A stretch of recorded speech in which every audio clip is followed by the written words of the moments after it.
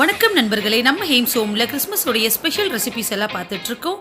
அந்த வகையில் இன்றைக்கி ரொம்பவே எம்மியான குயிக்காக பண்ணக்கூடிய ரொம்ப சாஃப்டான ஆப்பிள் கேக் தான் நம்ம பார்க்க போகிறோம்.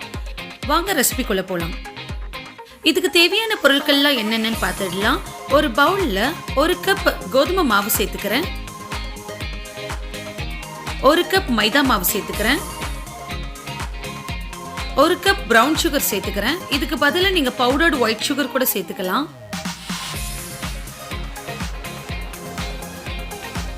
1/2 டீஸ்பூன் சின்னமன் பவுடர் சேர்த்துக்கிறேன். இது ஒரு நல்ல ஃப்ளேவர் கொடுக்கும், அதனால ஆட் பண்ணிக்கிறேன்.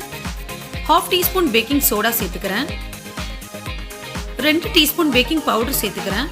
இது எல்லாத்தையும் நல்லா சலிச்சுக்கலாம். அப்புறம் நல்லா மிக்ஸ் பண்ணி தனியாக எடுத்து வச்சுக்கோங்க. ஒரு ஆப்பிளில் தோல் இல்லாமல் இந்த மாதிரி குட்டி குட்டி ஸ்லைசஸாக நறுக்கி வச்சுருக்கேன். இதை நல்லா ஃபைன் பேஸ்ட்டாக அரைச்சி எடுத்துக்க போகிறோம். இந்த பேஸ்ட்டை ஒரு பவுலில் நான் சேர்த்துக்கிறேன். இதோட 1 கப் பால் சேர்த்துக்கிறேன். 1/2 கப் மெல்டட் பட்டர் சேர்த்துக்கிறேன். இது எல்லாத்தையும் சேர்த்து நல்லா கலந்து விட்டுருங்க. இப்போ நம்ம கேக் பேட்டர் ரெடி பண்ண ஆரம்பிச்சிடலாம். அதுக்கு ஒரு பெரிய பவுல் எடுத்திருக்கேன். நம்ம வச்சிருக்கிற அந்த ஆப்பிள் மிக்ஸை இப்போ நம்ம ஆட் பண்ணிக்க போகிறோம். அடுத்ததான் நம்ம ரெடி பண்ணி வச்சிருக்கிற இந்த பவுடர் இதை நம்ம கொஞ்சம் கொஞ்சமாக ஆட் பண்ணி மிக்ஸ் பண்ணிக்க போகிறோம். நல்லா கட்டிப்படாமல் மிக்ஸ் பண்ணிக்கோங்க. ஆப்பிள் அண்ட் சின்னமன் பவுடர் சேர்ந்து நம்மளுக்கு ஒரு ரிச் ஃப்ளேவர் கொடுக்கும்.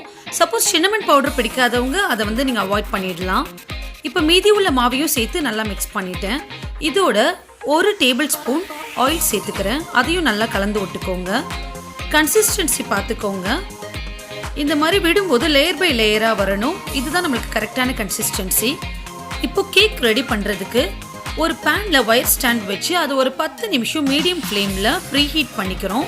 லிடுக்கு நல்லா க்ளோஸ் பண்ணிக்கோங்க. இந்த டைமில் இன்னொரு பேன் எடுத்து அதில் நல்லா பட்டர் அப்ளை பண்ணியிருக்கேன். கொஞ்சமாக மைதா தூவி அதை டஸ்ட் பண்ணிக்க போகிறோம். மைதா தூவுறது நம்மளுக்கு கேக் ஒட்டாமல் வர்றதுக்காண்டி நம்ம டஸ்ட் பண்ணிக்கிறோம். இதை நல்லா டஸ்ட் பண்ணதுக்கப்புறம் நம்ம ரெடி பண்ணி வச்சுருக்கிற கேக் பேட்டரை இதோட நம்ம சேர்த்துக்கிறோம். எப்போவுமே கேக் பேட்டர் சேர்க்கும் போது 1/2 அப்படி இல்லைன்னா 3/4 ஆட் பண்ணிக்கோங்க. ஏன்னா கேக் நம்மளுக்கு உப்பி வரும். ஏர் பபிள்ஸ் போகிறதுக்கு நல்லா அந்த மாதிரி தட்டி விட்டுக்கோங்க. நம்மளுக்கு பேன் இப்போ ப்ரீ ஹீட் ஆயிடுச்சு. இப்போ நம்ம ரெடி பண்ணி வச்சிருக்கிற கேக் பேட்டரை இதில் நம்ம சேர்த்துக்க போகிறோம். சேர்த்து ஒரு 30 to 40 மினிட்ஸ் நல்ல லோ ஃப்ளேமில் நம்மளுக்கு ஹீட் ஆகட்டும்.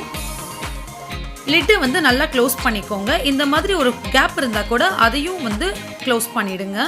நான் ஒரு பட்ஸை வச்சு நான் க்ளோஸ் பண்ணியிருக்கேன். இப்போ பாருங்கள், நம்மளுக்கு கேக் ரெடி ஆயிடுச்சு. கரெக்டாக 40 மினிட்ஸ் எனக்கு எடுத்துக்கிடுச்சு. இப்போ கேக் வெந்துருச்சான்னு செக் பண்ணுறதுக்கு இந்த மாதிரி ஒரு ஸ்டிக் வச்சு அதை நான் குத்தி பார்க்குறேன்.